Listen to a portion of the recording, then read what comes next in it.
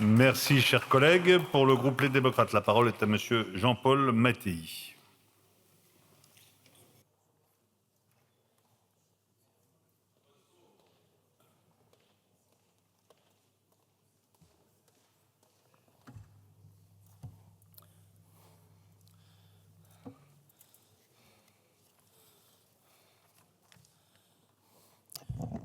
Monsieur le Président, Madame les ministres, Monsieur le rapporteur, cher Nicolas, c'est des sujets qu'on a abordés longuement dans notre rapport sur la fiscalité du patrimoine. Moi, je vais vous faire une confidence. Moi, j'ai connu la transmission des entreprises avant 2000, avant l'existence du pacte Dutreil. Et là, qu'est-ce qui se passait? Lorsqu'on avait une entreprise d'une certaine valeur, la seule solution, c'était la vente ou que le dirigeant se domicilie à l'étranger.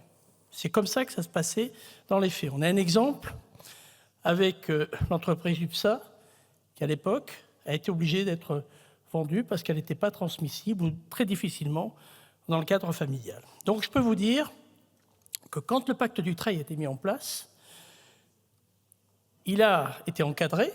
D'ailleurs, la durée initiale était de 15 ans, mais n'a pas vraiment fonctionné parce que c'était beaucoup trop long pour une entreprise familiale et les engagements étaient trop contraignants. Au fur et à mesure de la législation, le pacte Dutreil a été encadré, modifié, amélioré.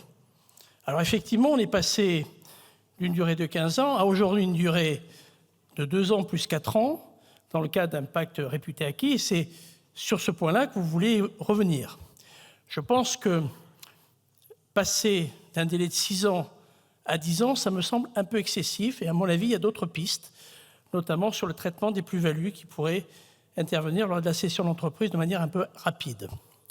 Et je pense que ça, c'est une piste intéressante. Ensuite, vous voulez mettre à mal, en quelque sorte, le démembrement de propriété. D'ailleurs, je vous rappelle que la transmission, dans le cas d'un pacte Dutreil, d'une entreprise en pleine propriété, pour quelqu'un qui a moins de 70 ans, bénéficie d'un abattement de 50%. Je crois que vous vouliez le modifier, ça aussi, dans le cadre d'un amendement. Et puis, vous voulez plafonner l'avantage à 50 millions d'euros. Je pense que c'est une très mauvaise idée, parce que c'est justement sur des entreprises d'une taille intermédiaire, où on a des valeurs, on atteint assez rapidement 100 millions, voire 200 millions.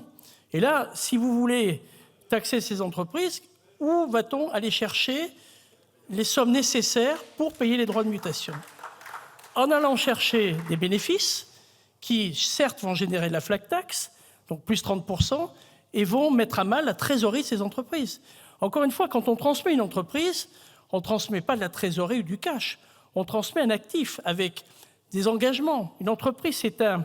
Souvent, j'ai l'habitude de la qualifier un peu d'espace de liberté publique, mais en même temps, une relation avec les actionnaires, une relation avec les salariés, une relation avec les fournisseurs et bien évidemment avec une clientèle. Et si vous mettez à mal ce principe de l'entreprise, je pense qu'on est en grand danger.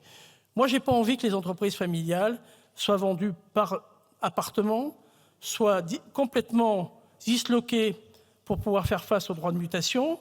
Je pense que le capital familial peut être vertueux. Par contre, effectivement, il faut que ça soit un outil de travail. Il ne faut pas qu'il y ait de dérive. Et on est tout à fait d'accord qu'il faut peut-être, et ça souvent c'est d'ailleurs le rôle du contrôle fiscal, de savoir si les actifs sont bien professionnels.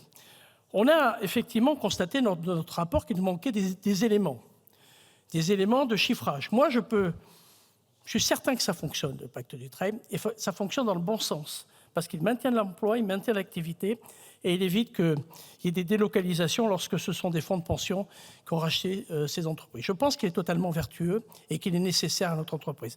Ensuite, vouloir l'affaiblir par la durée, par la fin du démembrement. D'ailleurs, dans votre texte, vous n'évoquez pas le cas de la succession. Souvent, le démembrement, il est lié à une succession, avec un conjoint survivant. Donc voilà, moi je trouve un peu dommage qu'on aborde ce sujet. Il est intéressant sur le fond, il est nécessaire.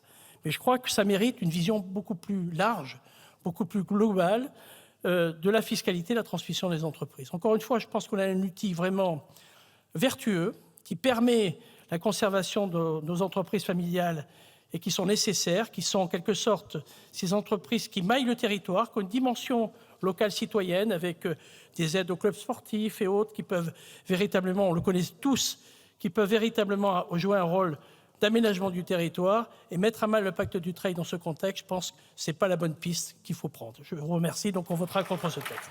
Voilà. Merci, chers collègues.